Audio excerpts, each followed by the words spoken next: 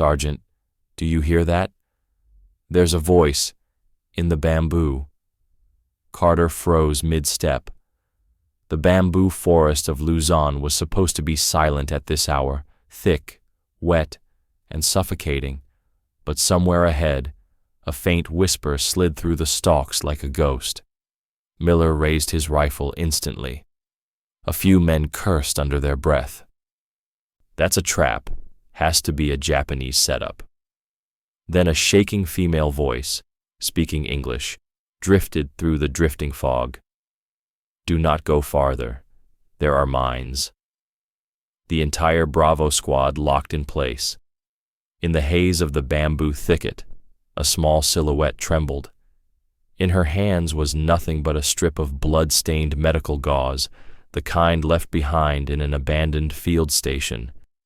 To Carter's eyes, she was still the enemy. And in Luzon, February 1945, no one believed a Japanese woman would try to save American soldiers. But if she was lying, one more step, and the whole squad would be torn apart by hidden charges buried under the mud. Carter drew a slow breath, feeling sweat gather cold beneath his helmet. He had to choose, trust the enemy or walk blind into death. And he didn't know yet that this one choice would follow him for the rest of his life. The whisper faded, swallowed by the forest. Carter lifted a fist, signaling a halt. The patrol stopped instantly, boots sinking into soggy ground, rifles angled forward, eyes scanning every shadow as if the bamboo itself were watching. The forest around them was a nightmare of tight corridors, arching stalks, and slick mud. Bamboo leaves dripped from last night's rain, tapping in an uneven rhythm that made every man's nerves twitch. They had been warned. This sector was littered with minefields, Type 93 pressure mines, tripwires, and crude anti-personnel traps the Japanese engineers favored in tight jungle. "Sir," Miller muttered, keeping his rifle trained on the silhouette ahead, "she's bait. Nobody just stands there waiting to help us." Carter didn't answer. His eyes narrowed at the glint of something metallic near the woman's feet, maybe a clasp, maybe a piece of medical equipment. She wasn't moving. She wasn't reaching for a weapon. She stood like someone too exhausted to run, too frightened to lie. "Hold position," Carter whispered to the men behind him, but even his own voice cracked slightly. Corporal Hayes leaned close. "What do you want us to do, Sarge? If she's telling the truth, we're about to walk straight into a minefield. And if she's lying," Miller hissed, "we die anyway." The truth was, every possibility pointed toward danger.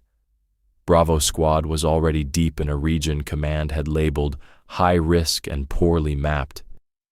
No one had cleared paths here.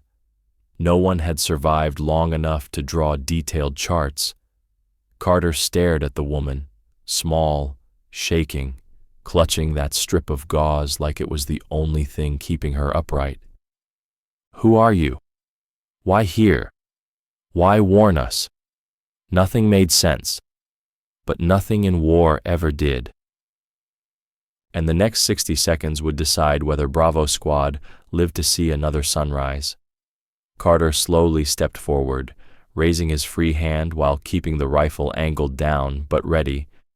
The woman didn't flinch. She simply lowered her gaze, as if afraid even eye contact might trigger a mistake deadly for everyone. "Identify yourself," Carter called quietly. No answer, only her trembling breath. Behind him, Miller muttered, "See? She won't talk unless it's to lure us in." But Carter noticed something odd.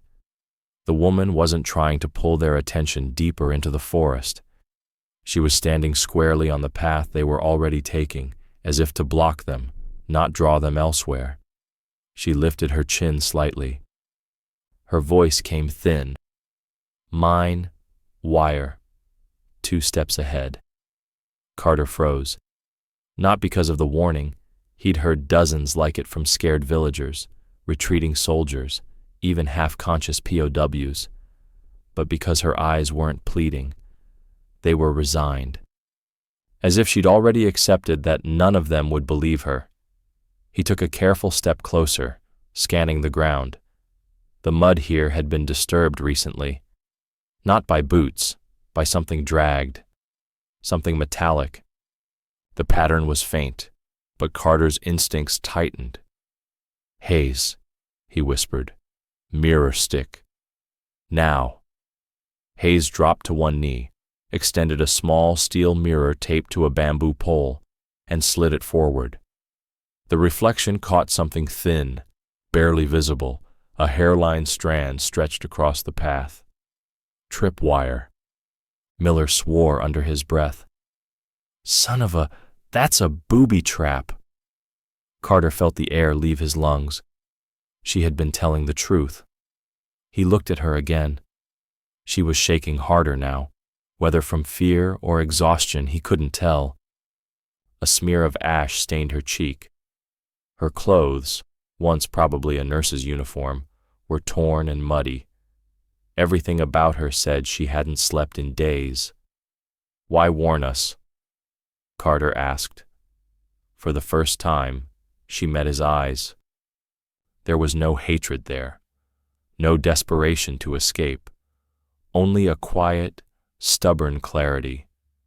"Because more fathers will die if I stay silent." The answer hit harder than any ambush. Behind him, the squad shifted awkwardly. No one expected compassion on this island, only traps, blades, and fanatics. The jungle itself felt like it rejected mercy. But here she was, offering it anyway. Carter raised a hand and signaled the men to step back. "All right," he said tightly. "We don't move until we clear every inch of this path." Miller whispered, "You're trusting her?" "No," Carter replied. "I'm trusting what I can see." He knelt and studied the tripwire again. The decision was made. Tonight, Bravo Squad's fate hinged on the warning of a woman they were trained never to believe. And Carter couldn't shake the feeling that this was only the beginning. Before we continue, remember to subscribe for more real WWII stories told through the eyes of the soldiers who lived them. It truly helps this channel grow. Carter ordered her hands tied, not roughly but firmly enough that she could not bolt if this turned out to be a setup. The squad closed in around her, rifles angled down but ready, eyes flicking between her trembling silhouette and the bamboo path ahead. "Stay sharp," Carter muttered. And then he pushed aside a curtain of drooping bamboo. The beam of Hayes's flashlight swept forward and revealed the remains of a Japanese field aid station. It had been abandoned in a hurry. Bandage rolls were scattered across the mud. A collapsed stretcher leaned against a cracked wooden post. Gauze stained with dried blood lay in small piles beside overturned water tins and shattered ceramic cups. Everything smelled of antiseptic and mold. Miller hissed. They were here hours ago, maybe, could still be close. Carter scanned the shadows, heart beating hard enough to feel in his throat. If Japanese medics had pulled out recently, wounded soldiers might still be hiding inside, or worse, they had rigged the place with explosives before fleeing. "Move quiet," Carter ordered. "Check corners. No one acts alone." Bravo Squad fanned out. Boots sank into wet soil. The bamboo creaked above them as if warning them to leave. The glow from the flashlights bounced off metal scalpels, empty morphine tubes, and a tangle of cloth soaked in dried blood. And then 3 more figures emerged from the shadows. One from behind the supply chest, one crouched behind the overturned stretcher, one pressed into the far corner like a trapped animal. A girl with a swollen ankle. A woman holding a torn medical satchel. An older woman with hair matted in dried blood. Carter ordered their wrists bound with cloth strips taken from the packs. Miller tightened his grip on his rifle. Jesus, this is a bait pile if I have ever seen one. Another soldier muttered, could be a human shield tactic, or decoys for an ambush. Carter said nothing. He studied them one by one, trying to see past the dirt and the fear. Their faces were gaunt. Their hands shook uncontrollably. These were not soldiers. They were not even volunteers. They looked like women who had been dragged here by circumstance and left behind when they were no longer useful. The first woman, the one who had warned them, stepped forward slightly despite her tied hands. Her voice trembled. I know the way, she said. There are mines. The same words as before. Soft, broken, yet steady with a kind of desperate truth. Carter's jaw tightened. The squad shifted behind him, muttering, Do not believe her. She is stalling. This is how they get close enough to blow themselves up. Carter heard them all, but he kept his eyes locked on her. Was she guiding them into danger? Or was she the only reason they were still alive? Right now, he could not tell. And that uncertainty was more dangerous than any mine buried in the jungle floor. Carter stepped farther into the abandoned aid station. The air felt heavy with the smell of wet cloth, blood, and old antiseptic. The four women stood close together with their wrists now bound by cloth strips. Their faces were pale and streaked with mud. The squad circled them with slow and cautious steps. Search everything, Carter said. No one gets careless. Hayes swept his flashlight over the collapsed stretcher and broken medical crates. Turner pushed aside a mound of bandages and uncovered shattered ceramic cups. A small fire pit lay cold near the entrance. The ashes suggested someone had been here recently. Nothing else offered a clue. Miller kept his rifle lifted. If any of you understand English, step forward. Only one woman obeyed. The same one who had warned them in the bamboo. She held the blood-stained gauze close to her chest, her shoulders shaking from fatigue. I know the way, she said. Mines are close. Not far. Her voice was thin but steady. Carter watched her eyes more than her words. They were clear, frightened, but not desperate. She did not glance toward any hidden corner. She did not act like someone trying to lure men into an ambush. Behind her, the girl and the satchel woman held each other tightly. Their breaths trembled each time a flashlight beam passed. The older woman sat on the ground with her hands covering her head. None of them looked capable of fighting. They looked like people who had been forgotten. Hayes whispered from the corner, No traps in here, but do not let your guard down. Carter nodded. It meant little. The jungle outside was the real danger. Miller stepped closer to the first woman. Why would you warn us? Tell the truth. She swallowed and answered softly. We were left here. The wounded left at dawn. They said stay. Then they ran. If you take the wrong path, you will die. I do not want that. Turner frowned. Why do you care? She lowered her eyes. Too many have died already. The room fell quiet. The bamboo outside creaked in the wind. Carter felt the pressure of every life behind him. The wrong choice here would end them all. He studied her again. Her clothes were torn. Her cheeks were hollow from hunger. Yet her stance carried a strange resolve, as if she had already accepted whatever happened to her. Carter stepped forward. Show me where the mines begin. Miller muttered from behind. We are trusting someone we just met. Carter did not turn around. We are trusting what stands in front of us." The woman bowed her head once, a small and exhausted nod. Outside, the jungle stayed silent as if holding its breath. Carter signaled the squad. "You walk in the middle. One wrong step, and we all open fire." The woman nodded without lifting her eyes. Her wrists were still bound by cloth strips, and her breathing shook in the cold morning air that drifted through the bamboo. The squad tightened their formation. 2 men in front, 2 behind, Carter near her shoulder, each one watching the ground as if every shadow might hide a trigger. The jungle ahead was darker than before. The bamboo grew thick and close. Long grass curled around exposed roots.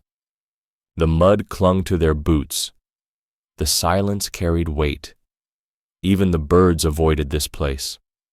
"Start walking," Carter said. She stepped forward with careful, uneven movements. Her legs trembled, but her gaze stayed locked on the soil and the narrow gaps between the bamboo. She motioned slightly with her chin. "Stay on the center path," she whispered. "Do not touch the grass on the sides." Miller whispered behind Carter. "I still say this is suicide." "Stay quiet," Carter replied. Hayes crouched low and examined the ground. The surface looked ordinary, just wet dirt and fallen bamboo leaves. But then he pointed at a faintly raised patch near the right side. "Pressure plate," Hayes murmured. Carter felt the chill crawl up his back. If the woman had not pointed out the path, Miller would have stepped directly on it. They moved again. Slow. Careful. Breaths shallow. The woman paused near a cluster of bamboo that leaned inward like a crooked doorway. She pointed with her bound hands. "Wire under the roots," she said. Carter knelt and saw it. A thin line of rusted metal, almost the same color as the mud. One wrong move would pull it tight. "She is telling the truth again," Carter said softly. Miller muttered something but did not argue this time. They continued forward, step by step. The forest pressed closer. The air thickened with the smell of wet soil and old vegetation. Sweat rolled down Carter's spine despite the coolness of the morning. The woman suddenly stopped. "Wait." Carter held up his fist. The squad froze. She closed her eyes. Then she pointed toward a narrow space between 2 fallen bamboo stalks. "Walk there. Soldiers tried to run through here. They did not make it." Turner looked to the side and swallowed hard. "Sir," he whispered. "Look." A torn Japanese boot lay half-buried near the base of a bamboo pole. The leather had been ripped wide open. The metal toe plate was twisted outward. It did not look human anymore. Carter understood instantly. Someone had stepped where they should not have. He looked at the woman again. Her lips were trembling, but her voice held steady. "I want you to live," she said. Carter exhaled slowly. "Then keep guiding. We follow you." The squad moved forward again, deeper into the jungle that seemed to watch them with every step. This time, no one questioned her. The jungle tightened around them until the path felt like a narrow passage carved through living walls. Wet leaves brushed their sleeves. The air grew heavier, thick with the smell of mud and rotting bamboo. Every step demanded focus. "Keep your spacing," Carter said quietly. The woman walked ahead, still surrounded by the squad. Fatigue pulled at her movements, but she kept her eyes locked on the ground as if every pebble and blade of grass mattered. Miller stumbled on a root and muttered under his breath. She did not turn. She simply pointed to a patch of earth ahead. "Traps near bends," she whispered. "Wait for the turn." The path curved slightly. She raised her hands. "Stop!" Carter signaled the squad. Silence settled again. No birds, no rustling branches, only their restrained breathing. She pointed at a darker patch of mud. Something buried there. Carter pressed his knife into the soil. It met a flat object just beneath the surface. "We go around," he said. They shifted left, stepping only where the ground rose slightly. Carter glanced down. The mud held faint imprints of Japanese boots. Someone had passed through in a hurry. They walked 20 more paces. The woman halted again. There. Carter leaned in. At first he saw nothing. Then the light caught a thin strand of metal running low across the path. A tripwire. Nearly invisible. Miller exhaled slowly. No idea how she notices these. Carter did not answer. He motioned the squad around the hazard. The air grew warmer as they advanced. The woman's steps slowed. Suddenly, she froze. "What is it?" Carter whispered. She nodded toward a patch of ferns. Carter pushed aside the leaves. A Japanese soldier lay half covered by vegetation. One leg was missing. His face was twisted in a final scream. His remaining hand still gripped a snapped root as if he had tried to pull himself forward. "Did he hit his own mine?" Turner asked. The woman nodded. "He ran. Someone chased him. The mines finished it." Carter studied her face. She showed no shock, only a quiet acceptance, like someone who had walked past too many scenes like this. "Keep moving," Carter said. They stepped around the fallen soldier. The bamboo thinned slightly, allowing a faint breeze to push in from ahead.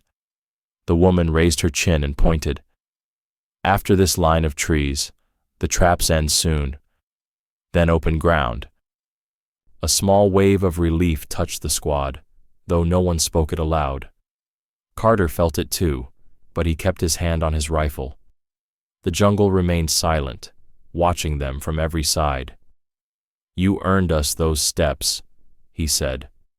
She did not answer. She simply kept walking, guiding them toward the pale light waiting beyond the trees. They moved forward again. The worst of the minefield was finally behind them. But Carter knew the day's dangers were not over. The bamboo finally opened into a small clearing. Patches of sunlight reached the ground for the first time in hours. The squad stepped into the open space one by one, shoulders stiff from tension, boots heavy with mud. Carter let out a slow breath. The minefield was behind them, but he knew the danger was not finished. "Hold position," he said. The woman stopped at the edge of the clearing. She looked drained, close to collapsing. Carter motioned for Hayes and Turner to keep watch on the perimeter. Then he stepped toward her. "Sit," he said. She lowered herself onto a fallen bamboo stalk. Her wrists were still bound with cloth strips. Sweat clung to her hairline. Her breathing came shallow and uneven. Carter crouched in front of her. "Tell me everything. What type of mines? Where they placed them? Who laid them? Start from the beginning." She hesitated for a moment. Then she spoke. "Soldiers came from the West Ridge. 3 men. They brought boxes of metal. They put them in the ground near the narrow paths. They used wires. They used pressure plates." Miller stepped forward sharply. "Liar. She is repeating what she heard us say." "Back off," Carter said, without looking at him. He turned back to the woman. "Do you know what the device looks like?" She nodded. "Small metal circle. A cross inside. A curved bracket. If someone steps, it breaks." Carter felt something tighten in his chest. He knew that description. Hayes looked over. Sir, that sounds like the 93. Carter did not answer yet. He watched her carefully. You have seen one fired? He asked. Her eyes lowered. Yes. Miller scoffed. Everyone on this island has seen a mine fire. Carter ignored him. Where did you see it? On the river path, she said. A young soldier. He tried to run. The ground took his leg. Then more mines. Carter remained silent for a long moment. The description matched the ATIS reports almost exactly. The Type 93 mine used a dual trigger system. It shredded boots. It left circular shrapnel patterns. It was one of the few devices the Japanese engineers still placed this deep into Luzon. Hayes stepped closer and lowered his voice. Her details match our intel, sir. Too accurate for luck. Miller shook his head. No. She is guessing. She wants us to drop our guard. Carter looked at the ground, then back at her face. Her eyes were tired, hollow, but steady. Not confident, but certain. Why warn us? Carter asked again. The answer came without hesitation. Because more dying will not save anyone. Her voice did not tremble this time. Carter stood slowly. The squad watched him. The clearing held its breath. He looked at Hayes. Bring the map. They were going to test her truth. And the next decision would shape the fate of everyone standing here. Hayes unfolded the map on a dry patch of ground.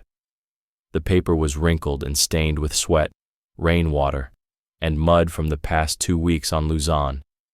Carter knelt beside it. The woman watched with wary eyes, not sure if she was being tested or accused again. Show me, Carter said. She leaned forward. Her fingers trembled as she pointed to a narrow ridge drawn in faint pencil. Here, soldiers came from this direction. They carried 3 boxes. They dug near the trees. The traps start before the turn in the path. Hayes glanced up at Carter. Sir, that lines up with the last ATIS sketch. Same ridge. Same approach. Miller stepped in quickly. No. She saw the map and copied it. She is feeding us what she thinks we want to hear. Carter looked at him. Miller, stand back. Miller refused to move. Sergeant, you are letting her lead us by the nose. She could be guiding us right into the next kill zone. You know how they operate. You know the stories. Carter rose to his feet. His voice stayed low, almost calm. I know what I saw back there. She saved us from 2 traps we missed. That is not a story. Miller shook his head hard. It is luck. She probably got trapped with them and picked up scraps of information. You cannot trust a word she says. Carter turned back to the woman. How many soldiers were with you at the aid station? 6, she said. 4 were wounded. 2 were ordered to guard us. Why were you tied? They thought we would run. Would you have? She lowered her eyes. Yes, if I found a chance. Hayes whispered to Carter. That answer did not help her. Carter ignored him. He studied her face. Every word she spoke seemed to come from a place of exhaustion, not calculation. She did not try to win favor. She did not try to convince. She answered because she had nothing left to hide. Carter returned to the map. Which direction did they go after planting the mines? They walked toward the river, she said. One was limping. They said they would return after sunset to check the traps. She nodded. Miller threw up his hands. There. She just admitted they might come back. So she wants us waiting in the open like targets. Carter snapped. Miller. Enough. The clearing fell silent. Even the bamboo seemed to hold still. Carter turned to Hayes. Bring the ATIS report. Hayes pulled a folded sheet from his pack. It was thin and dirty, but the printed diagram remained clear. A circle with cross-shaped grooves. A bent bracket. The same mine she had described. Carter laid it beside the map. Her eyes widened. Not in fear. In recognition. That, she whispered. I have seen that. Hayes looked at Carter. Sir, she is not guessing. Miller backed away, frustrated, but he could not deny the evidence. Even if she is right about the mines, she could be wrong about everything else. Carter stood again. He looked at the squad. He looked at her. He looked at the map one more time. She comes with us, he said. We move at first light. If she is wrong, we will know fast. Miller clenched his jaw. And if she is lying, Carter met his eyes. Then I will deal with it. The woman lowered her head, not in victory, but in exhaustion. She had done everything she could. Now the choice was his, and the jungle around them waited for whatever came next. The fog thinned as they reached the far edge of the minefield. The ground rose slightly, and the bamboo opened into a ridge of darker soil. Carter slowed the squad with a raised hand. The woman stood in front of him, breathing hard, her ankles shaking from the long walk. No more traps, she whispered. But something is ahead. Carter scanned the ridge. Nothing moved. No sound reached them except for the crackle of mist sliding across the leaves. Advance slow, he said. They stepped over a fallen bamboo trunk.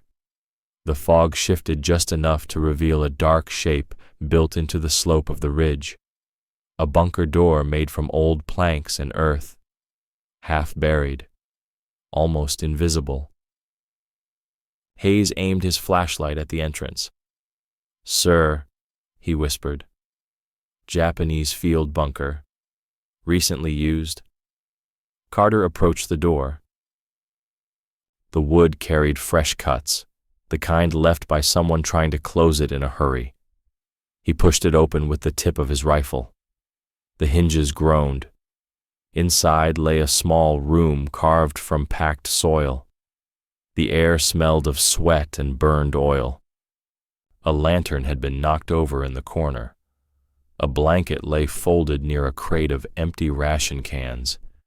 And behind the crate, half hidden under a torn jacket, sat a folded sheet of thick paper. Hayes reached for it first. A map, he said. Carter knelt beside him. The paper opened in 3 long sections. Painted lines crossed the bamboo terrain. Symbols marked the river, the ridges, and several paths. Red circles indicated explosive points. One blue line ran through the field and curved toward the ridge where they now stood.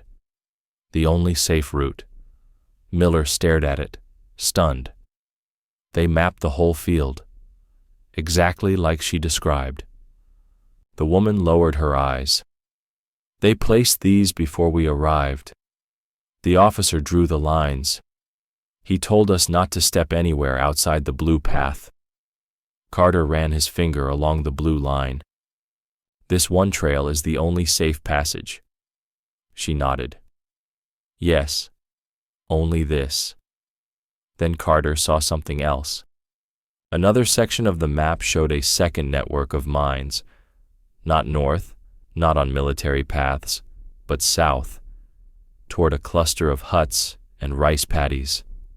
Hayes whispered, almost afraid to say it. Sir, these mines are pointed at the villages. The woman swallowed, as if the sight hurt her. They planned to slow your soldiers, but also to stop villagers from fleeing. They wanted no one to leave. Carter looked at her. For the first time since meeting her, he saw no fear in her expression, only shame and resolve. Miller backed away, his voice shaking. They mined the civilians. She told the truth, all of it. The fog drifted past the bunker entrance like a slow breath. Carter folded the map carefully. "We move," he said, "and she stays with us." The squad did not argue. The truth had arrived, and it carried a weight none of them could ignore. The bunker air felt thick as they stepped back outside. The fog was lifting, replaced by the cold clarity of morning light. The woman stood quietly near the entrance, her wrists still bound, her breath unsteady. Carter faced the squad. "Listen up. We have confirmation." The mines were placed to target movement toward the villages. That makes her warning legitimate. Turner nodded slowly. Hayes kept his flashlight pointed at the ground as if expecting more traps. Miller rubbed his forehead and stared at the ridge. "I cannot believe they would mine civilians," he muttered. "They would," Carter said, "if they thought it slowed us down." The woman spoke softly. "I heard them speak about it. They said the villagers would run to you. They wanted to stop that." Carter watched Miller's reaction. The last wall of doubt inside him seemed to crumble. Hayes studied the map again. "Sir, if we follow the blue route around the ridge, we can flank the next line of traps. But if we take the wrong turn, we walk into the southern field. Then we do not make mistakes," Carter said. They began moving again, map in hand. The fog faded by the minute, revealing more of the bamboo forest. The woman walked beside Carter this time. Not ahead, not behind, beside. She kept her gaze on the ground. "You knew about the southern field," Carter said quietly. She nodded. "I wanted to tell you earlier, but I feared you would think I was lying." Carter paused. "I almost did." She looked down. "It is enough that you listen now." The path narrowed. Hayes checked each root and patch of soil with slow care. Turner held the map open. Miller walked silently, his earlier anger drained into something heavier. When they reached the far end of the ridge, the bamboo finally opened to a wide slope that led toward friendly lines. Carter stopped. "You kept us alive," he said. The woman did not smile. It was the right thing. They moved forward again, leaving the bunker and its secrets behind. The fog had cleared, but the truth they carried was heavier than the mist ever was. The ridge sloped downward into a valley washed with pale morning light. The fog had thinned into drifting strands that clung to the lower ground, curling around the roots and fallen branches. Carter signaled the squad to move. The bunker was behind them. The worst of the mines was behind them. But the forest ahead still felt tense, as if holding another secret in its breath. "Keep pace," Carter said. The woman walked near him, her wrists still bound, but her steps steadier now. The squad spread out in a loose column. Hayes checked the map every few seconds. Turner watched the tree line. Miller kept silent, his jaw tight, his eyes avoiding the woman he had doubted for so long. The path narrowed as they entered a corridor of tall bamboo. Sunlight filtered through the stalks, turning the ground into a pattern of gold and shadow. Carter felt the weight of exhaustion tug at his limbs. They had been moving since dawn. No one had eaten since before the minefield. "Break," Carter ordered. 5 minutes. The squad lowered their packs. Several men sank onto the nearest log, breathing heavily. Carter opened his ration pouch and pulled out half a chocolate bar and a piece of hard biscuit. He walked toward the 4 Japanese women. "Take this," he said. The woman hesitated. "It is yours," she whispered. "It is food," Carter replied. "And you need it more than I do." She accepted it with both hands. Mina tore a small piece and gave it to the older woman. Hana tried to lift her bound hands and winced. Her forearm was swollen where a bamboo splinter had cut her earlier. Carter looked toward Miller. "Give me the kit." Miller stared for a long second before pulling the medical pouch from his belt and walking over. He knelt beside Hana and spoke in a low voice. "Hold still. This might sting." She tensed, but she did not pull away. Miller cleaned the wound with water from his canteen, then wrapped it in clean cloth. The girl watched him with wide eyes, as if unsure how to understand the gesture. Hayes whispered to Carter, "Never thought I would see Miller patching up someone from the other side." Carter glanced at him. "War put them here. War put us here. None of us asked for this." For a moment, the forest felt different. Not safer, but quieter, as if the bamboo itself had lowered its guard. The woman ate slowly, careful not to take more than her share. "You should keep some," she said to Carter. "We have enough," he lied. When the break ended, Carter rose to his feet. "Pack up. We move north. Friendly lines should be less than a mile." The squad lifted their gear. The women stood close together, still tired but steadier than before.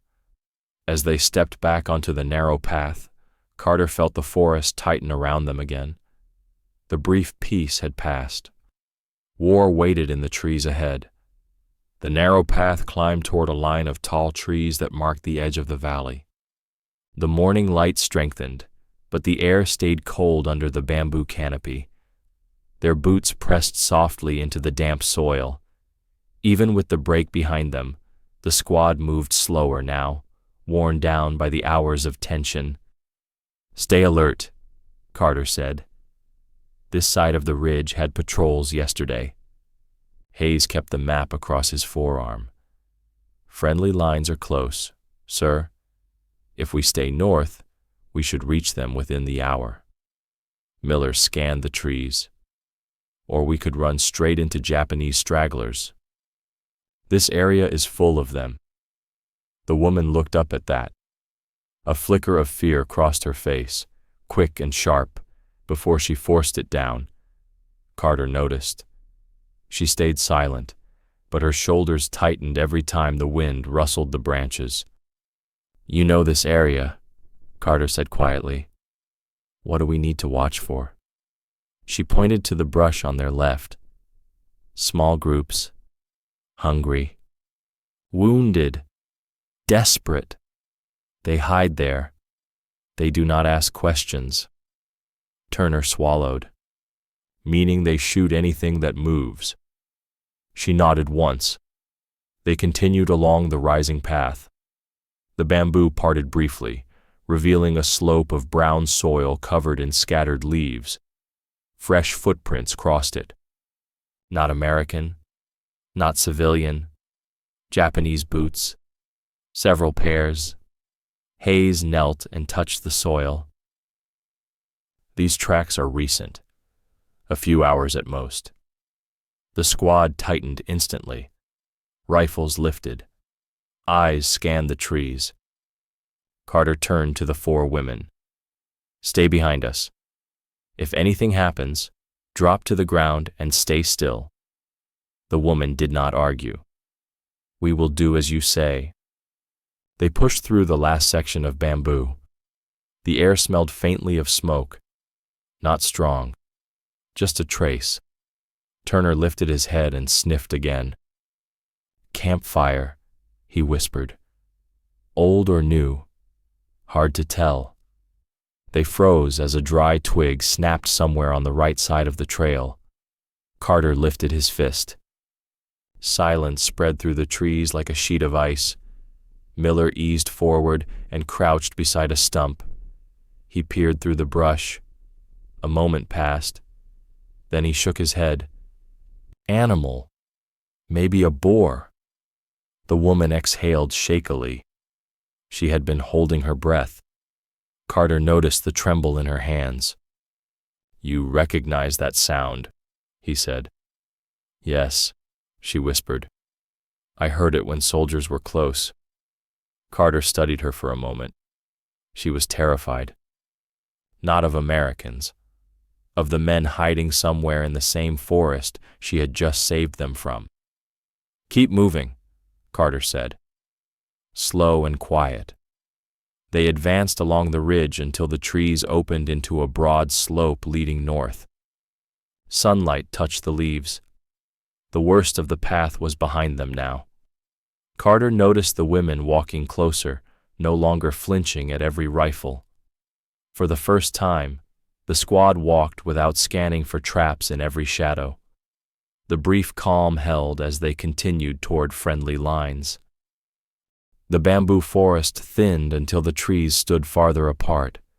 Sunlight spread across the ground in wide patches. The air grew warmer as they pushed north toward friendly lines. Carter felt the tension in the squad ease with each step, though no one allowed themselves to relax completely. Ahead, a faint murmur drifted through the trees. Voices, metal clinking, the distant rumble of engines. Hayes lifted his head. "American camp," he said. "Close, maybe 200 yards." They continued until the forest opened onto a slope of trampled grass. At the bottom stood a row of tents marked with red crosses and a tall wooden post with a white flag tied to it. A group of American soldiers moved between crates and supply carts. A guard tower overlooked the clearing. They had reached the forward prisoner intake point. Carter raised his hand. "Hold position. Let me go first." The four women stood close together. The younger one clung to Hannah's sleeve. The older woman looked exhausted, her breath thin. The first woman, the one who had led them through the minefield, kept her eyes on the ground. Carter descended the slope toward a small tent where an officer was filling out a sheet of paperwork on a folding table. Lieutenant Ross glanced up as Carter approached. "Report," Ross said. "Sergeant Carter, Bravo Squad. 4 civilians recovered from an abandoned aid station.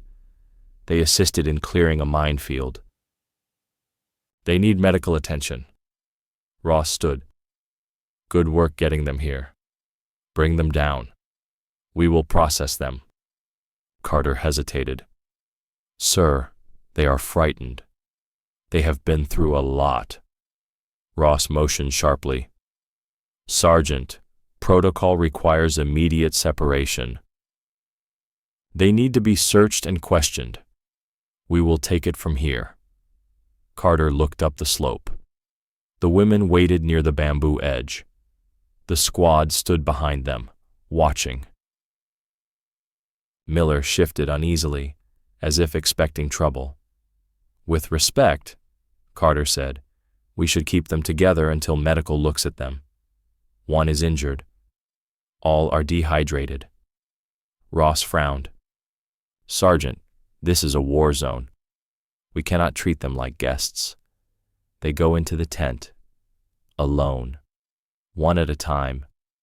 A wave of fear passed over the women when they saw Ross pointing toward the isolation tent. The younger girl stepped back. The older woman grabbed her sleeve. The first woman looked at Carter, not pleading, but bracing herself. Carter felt something tighten in his chest. They had followed him through the worst terrain on the island. Now they stood at the edge of safety, yet more afraid than they had been in the bamboo. Ross crossed his arms. "Bring them here now. That is an order." Carter looked toward the squad. Then he looked back at the women. "Sir," Carter said quietly, "before I hand them over, I am filing a formal report. They saved my men. They cooperated fully. They warned us about mines placed near civilian paths. They acted with no hostility." Ross paused. "A written report will be added to their files. It needs to be on record before they go inside," Carter said. "I will take responsibility for that." Ross studied him for a long moment. "Fine. You have 10 minutes. Then they go into processing." Carter nodded once. Time was short, but he would make sure their story was not lost in the paperwork of war. Carter climbed back up the slope with Ross's temporary approval still echoing behind him. The squad watched him approach. The 4 women stood together, silent in the long shadow of the bamboo tree line, their expressions tense as if they already understood what awaited them. "We have a few minutes," Carter said. "Then you will be taken inside for processing." The younger girl held on to the older woman's arm. Hana tried to hide her bandaged wrist behind her skirt. The first woman kept her posture steady, though her shoulders rose with each careful breath. "They will separate us," she said softly. "Yes," Carter replied. She looked down at her bound wrists. "We knew this moment would come." Carter motioned to Hayes. "Cut the cloth." Hayes stepped forward and gently removed the bindings from each woman's wrists. The first woman rubbed her skin slowly, as if feeling freedom and fear at the same time. Miller approached, shifting uncomfortably. "You should know," he said to her. "Most men would have died in that field without you." She dipped her head slightly. "I am glad you lived." Turner added, quieter, "You guided us better than any scout." Hana looked at Carter with a small, uncertain expression. "Will we be safe?" she asked. "Yes," Carter said. "The Red Cross oversees this station. They will treat you fairly. You will be questioned, but no one will harm you." The younger girl stepped forward. "You will stay here?" "For a while," Carter answered. "Long enough to make sure your report goes through." The girl nodded, though her eyes stayed locked on the tent where Ross waited. Carter turned to the first woman. "We were not supposed to trust each other," he said. "But you told the truth. Every time." She met his eyes for the first time since they reached the camp. "I was afraid you would not listen." "I almost did not," Carter said. A faint smile touched her lips, not of happiness but of release. "War makes people blind. I understand." Carter stepped closer and lowered his voice. "You did more than warn us about mines. You gave us a chance to make it home. That will be in the report." She looked down at the folded sleeves of her torn uniform. "I only wanted fewer people to die. That is why it matters," Carter said. Ross called from below. "Sergeant Carter, time." Carter exhaled.